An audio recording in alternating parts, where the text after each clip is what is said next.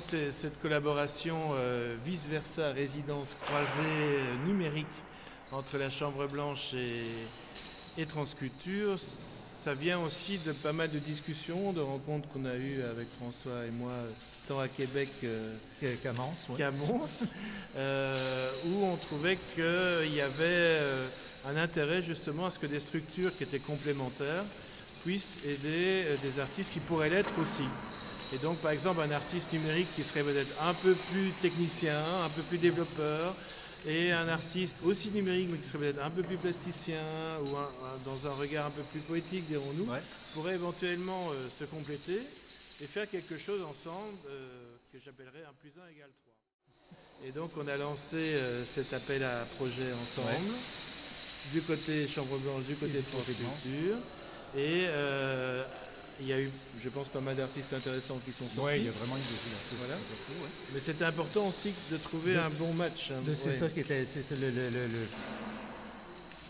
le hic était vraiment d'aller chercher vraiment le bon match avec les deux artistes, tout ça.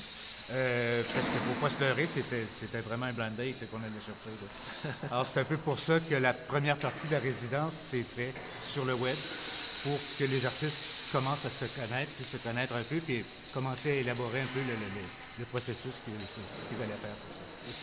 Et c'était pour nous important aussi que ce cahier des charges, à la fois pour les artistes, mais pour nous qui allons les accueillir, soit précisé, parce qu'en fait, ils avaient remis des projets séparément avec l'ouverture de travailler avec quelqu'un d'autre, mais sans savoir que c'était avec cette personne-là, cet univers-là, et l'univers de Vincent Évrard et l'univers d'Alice Jarry sont des univers quand même assez différents. Vincent plutôt dans la performance, très lié à la musique aussi, un peu plus technologique peut-être volontiers, et de l'autre côté Alice qui me semblait un peu plus plastique, plus classique, oui, dans l'installation plutôt. Comment est-ce qu'ils allaient pouvoir travailler ensemble? Mais ça nous a semblé un couple potentiellement intéressant. Je pense que ça s'est révélé intéressant. Oui. Avec Lighthouses qui est ici derrière un bon coup de chance. Et maintenant, cette résidence qu'on a appelée une résidence virtuelle était quand même pour nous un passage intéressant, pour eux aussi. Et puis ils sont allés à la Chambre Blanche, donc là ils ont beaucoup essayé. Alors à la Chambre Blanche, ça a vraiment été toute la portion de la résidence a été faite sur l'expérimentation, sur vraiment tester les choses.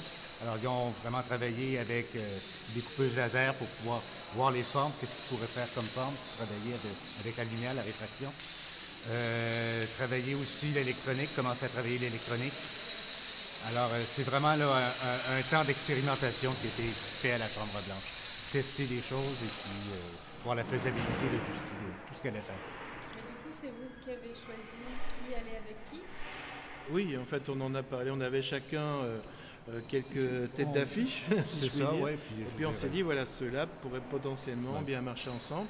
Je pense que de part et d'autre, on avait peut-être envie de travailler aussi avec ces individualités-là, sans savoir si ça allait bien marcher ou pas. Et après la Chambre Blanche, il y a ce séjour en Belgique, mais qui était très ouvert, parce qu'on était ici dans une année spéciale, qui est 2015, année de la capitale européenne de la culture, avec énormément d'événements. Pas toujours évident pour des temps de résidence non plus, mais ils ont eu aussi le soutien technologique très précieux du Frénois à Tourcoing, qui est pour Transculture par ailleurs un collaborateur de très longue date. Et c'est quelque chose que nous, on n'aurait pas pu apporter. Ici, par contre, il y a le fait qu'on est dans Transnumérique, un festival d'art et d'émergence numérique, dans un lieu spécifique comme Manège-de-Sury, une ancienne caserne de cavalerie rénovée en lieu industriel, mais qui va devenir aussi un lieu pour des bureaux. Donc, pour le moment, ça devient un lieu d'exposition temporaire, et ils ont voulu jouer avec ce grand espace qui n'était pas gagné d'avance, avec une acoustique particulière, voilà, il faut pouvoir l'investir. Et puis, il n'y a pas si longtemps, on a vu sur Facebook des photos avec tous les deux sur des piles de verre brisés. Et on a trouvé que c'était finalement une très bonne idée, même si on a eu très peur qu'ils cassent tout, mais ils n'ont pas tout cassé. Ils ont très bien intégré ça dans leur installation. Et ce verre brisé avec la réflexion et les jeux à la fois sonores, etc., qui font partie de Lighthouses, je pense, se donne très bien dans ce lieu. Oui, très bien. On retrouve toute une dimension du Québec que j'aime bien aussi. Ah, laquelle? Bon, toute la glace, la neige, je veux dire, il y a une froidure qu'on retrouve et qui est intéressante. C'est un challenge en tout cas. Alors c'est vrai que on est plutôt content du résultat. Ouais. Ça donne aussi envie de continuer ces résidences croisées qui sont dans les échanges bilatéraux maintenant entre le Québec et la Fédération Wallonie-Bruxelles. Parfois en inversant les rôles. Ça pourrait être très bien aussi l'artiste masculin ou féminin du Québec qui est peut-être un peu plus le développeur, un peu plus le technicien. Ouais. Et l'artiste belge qui va être un peu plus le plasticien ou le performeur. Pour la prochaine présentation, c'est ce qui est arrivé. Et donc on a envie d'inverser cette complémentarité, mais toujours avec ce temps un peu virtuel, mais très concret finalement à travers le réseau, qui a été aussi, je pense, pour une manière de continuer à être en relation et de faire évoluer le projet même à l'intérieur des résidences physiques. Ouais. Ce moment-là pour préciser le projet. Et puis un temps de monstration qui peut être un festival, mais pas seulement en Belgique. On a déjà des intérêts au Québec, je pense. Ouais. Et ça, je pense que pour eux, c'est la meilleure plateforme qu'ils peuvent avoir. Après, l'œuvre, elle peut évoluer, elle peut circuler en dehors. Aussi, et cet aspect diffusion intéresse évidemment tant les artistes que les deux structures ensemble. Vous allez reprendre un catalogue? Un catalogue? Oui, un catalogue des œuvres à deux. Ah, ça serait pas mal, mais peut-être après un certain temps. On pourrait imaginer une exposition. C'est faire encore plus avec on pourrait imaginer après plusieurs couples d'avoir l'exposition de plusieurs couples ensemble. Ça serait un grand meilleur. Oui, je pense que ça peut se... La Chambre Blanche est plus en soi un lieu de résidence, c'est plus dans vos missions. Ici, nous avons des résidences vraiment avec Pépinière européenne pour jeunes artistes, dans lesquelles on a aussi accueilli des artistes québécois, mais d'autres aussi, tout sauf belges en tout cas. C'était notre mission. Et je pense qu'on peut aussi apprendre de ce qui se passe dans la manière de travailler la résidence dans le lieu de part et d'autre. Et de là l'intérêt d'y aller sur du long terme. Voilà, je pense que... Mais aussi que cette notion d'art numérique qu'on défend, je pense, de part et d'autre, c'était de la Chambre Blanche, un peu plus des arts visuels au départ. Ici, lié aux arts de la scène aussi, au son, mais pas seulement. Finalement, ces hybridités-là, c'est presque deux hybridités qui se rencontrent pour faire une troisième hybridité. Voilà. Et c'est vraiment cette qualité émergente-là qui est intéressante, je pense, tant pour les artistes que pour nous, et j'espère pour le public aussi. En fait, le projet Lighthouse vient d'un intérêt à la base sur la question de la lumière, le potentiel spatial et temporel de la lumière. Puis c'est toute une question sur la diffraction. Donc le projet a été d'abord entamé à la Chambre Blanche à Québec, où Vincent et moi avons fait plus ample connaissance, parce qu'avant on avait fait connaissance en ligne seulement sur Skype, et puis on avait fait quelques séances de brainstorm et tout ça. Mais principalement, ce qui s'est passé, c'est qu'à la Chambre Blanche, on a chacun apporté des matériaux de notre côté qui pouvaient aller dans le sens de cette question-là, de la question de la lumière, la question du son, la question de la diffraction lumineuse. Donc, on est chacun arrivé avec des matériaux. Puis, on a décidé de travailler d'une manière très, très, comment je pourrais dire, non hiérarchique. C'est-à-dire que souvent, dans la relation entre un artiste en art numérique ou un programmeur, il y a cette question-là de, bon, l'artiste en art numérique va dire « Ah, je veux tel ou tel truc ». Puis moi, j'avais vraiment pas envie de travailler comme ça.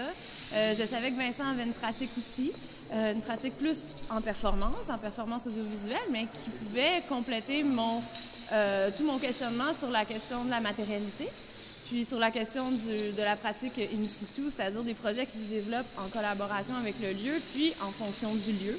Donc, on a vraiment utilisé le lieu de la Chambre Blanche comme laboratoire. Donc, on est vraiment parti de la prémisse du laboratoire de recherche, puis on s'est posé beaucoup de questions sur la diffraction lumineuse. Donc, on a commencé par travailler sur une série de prototypes à la Chambre Blanche à Québec, qui sont devenus des prémices de projet, en fait.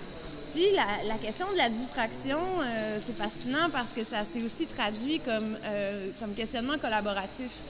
Parce que, veux pas, c'est quoi la diffraction? Bon, mais c'est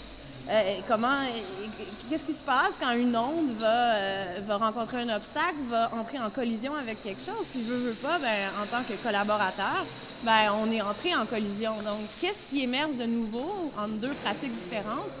Une pratique, la pratique de Vincent, la mienne, qu'est-ce qui peut émerger de nouveau dans le lieu, puis comment ça peut se développer avec le lieu.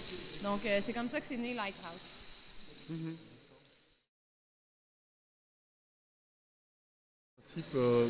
De cette rencontre qu'on a eue, en fait, on a vraiment utilisé cette idée de la diffraction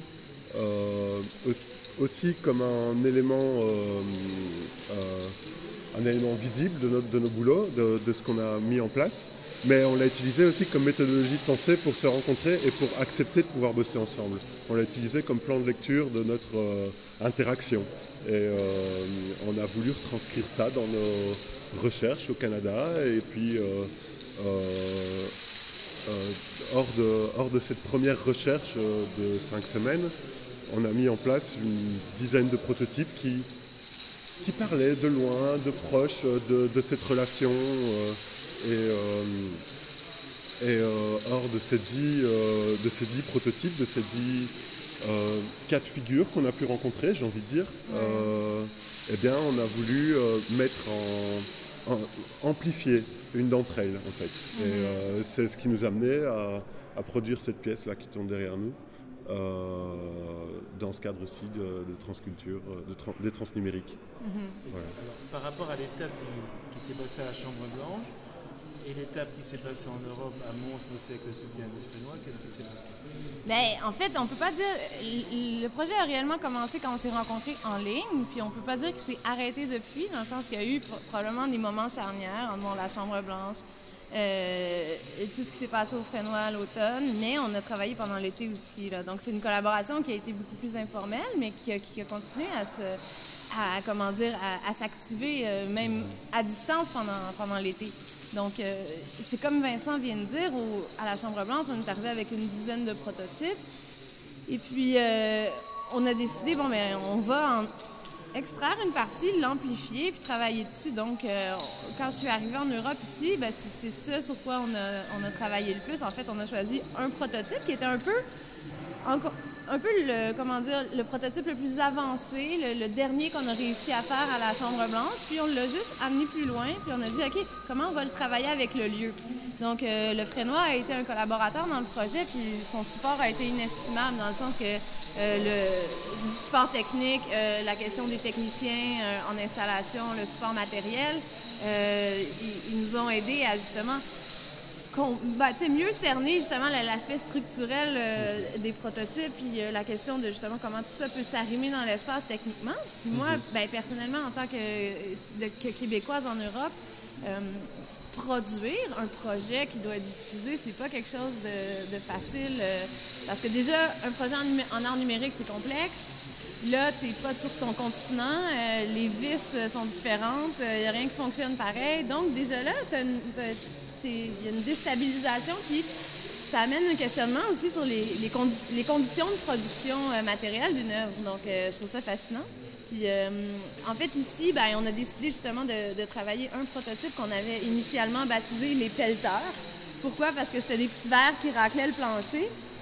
Puis, on s'est dit, comment on peut jouer avec la temporalité du mouvement, avec le sol du lieu, du manège de Sury, comment on peut accentuer le bruit du verre. Donc, en fait, je suis hyper contente de la première version qu'on vient de sortir là. Ouais. Oui, elle réagit bien par rapport au lieu. Je suis super content aussi de cette production. Quelle serait déjà votre envie d'étape de développement, si on a une de ce projet? Et là, peut-être qu'on a fini l'installation hier à 4 heures du matin, en fait, pour être franche. Donc, je pense que, personnellement, j'ai pas assez de recul pour dire « Ah, ça pourrait être ça ou ça ou ça ou ça », mais je pense que dans les futures versions de l'œuvre, il va toujours avoir ce souci-là d'être en relation avec le lieu, puis de travailler la question de l'amplification, puis de la collaboration avec le lieu. Quelle forme ça va prendre? Ça dépendra du lieu dans lequel il se trouve. Puis, est-ce que ça va être encore... Il y a une encore... logique qui est mise en place, et puis après, cette logique, elle est inhérente au lieu. Donc, si on change de lieu, on change de forme. Ce ne sera pas forcément un cercle, ce ne sera pas forcément... Puis ça va pas forcément racler le plancher, ou ça va pas... peut-être qu'il y a quelque chose qui peut s'actualiser dans l'espace, en suspension, on ne sait pas. Hein. La question du verre, à la base, moi, m'intéresse parce que c'est un matériel qui est extrêmement précaire et fragile. Puis notre installation, même depuis hier, elle s'est transformée. Le tas au sol est en train de changer de position. Il y a des espèces de rayures, de stries qui se font.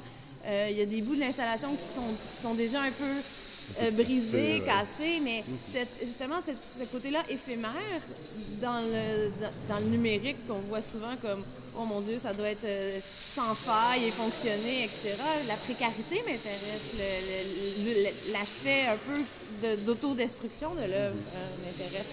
Donc peut-être que c'est quelque chose que... Peut-être qu'on va travailler sur l'autodestruction un de ces jours, on ne sait pas. Ouais. Mais je pense que là, je pourrais pas vous dire si ça va être... de quoi ça aurait l'air la prochaine version. Il y a à la fois un aspect plastique, je veux dire poétique au sens large, et en même temps il y a aussi la question de la machine, la machine qui se plante ou que vous vous laissez tenter. Oui, forcément, il y a cet aspect aussi de l'empathie qu'on peut développer envers les machines, parce qu'il y a des petits moteurs comme ça qui font tourner un espèce de petit périscope, et c'est un peu brinque-ballant comme ça, et en plus ce périscope se prend des coups de miroir, enfin, il y a cet aspect poétique on humanise les machines qu'on voit devant nous devant cet install. Moi, là, tu me perds en ce moment, mais ça va. Mais la question d'empathie, j'abonde dans ce sens-là. La question d'anthropomorphisme, non. Mais si, quand on les voit comme des petits, comme des inspecteurs qui voient le travail bien fait, c'est une sorte d'anthropomorphisme d'après moi. Mais moi, je veux pas entrer là-dedans. Ok. Mais si j'ai trop non, fourni. Mais c'est non, c'est pas une question que ça soit fourni, mais non, je pense que ce qui est bien aussi, c'est que ça permet de sortir de sa zone de confort dans le sens où je veux dire, la technologie est présente dans mon travail, la plasticité est présente dans son travail, mais c'est cette espèce de porosité-là dans les approches qui, je pense, qui est porteuse. Ouais. Ça, c'est un des avantages, je crois, d'avoir bossé à deux. C'est que ça multiplie le nombre de points d'entrée dans l'œuvre. C'est qu'il n'y a pas une clé de lecture. Il y a déjà au moins la tienne et puis il y a la mienne. Et puis, je pense qu'on a été suffisamment ouvert que pour qu'il y en ait plein d'autres, en fait. Oui, non, tout à fait. Puis c'est... bon, tu sais, au final, exactement, Vincent arrive avec son bagage, j'arrive avec le mien, j'arrive avec mon approche, il arrive avec son approche. Puis, même pas nos pratiques personnelles vont venir teinter la façon dont on aborde l'œuvre, mais je pense que, somme toute, c'est une collaboration assez riche.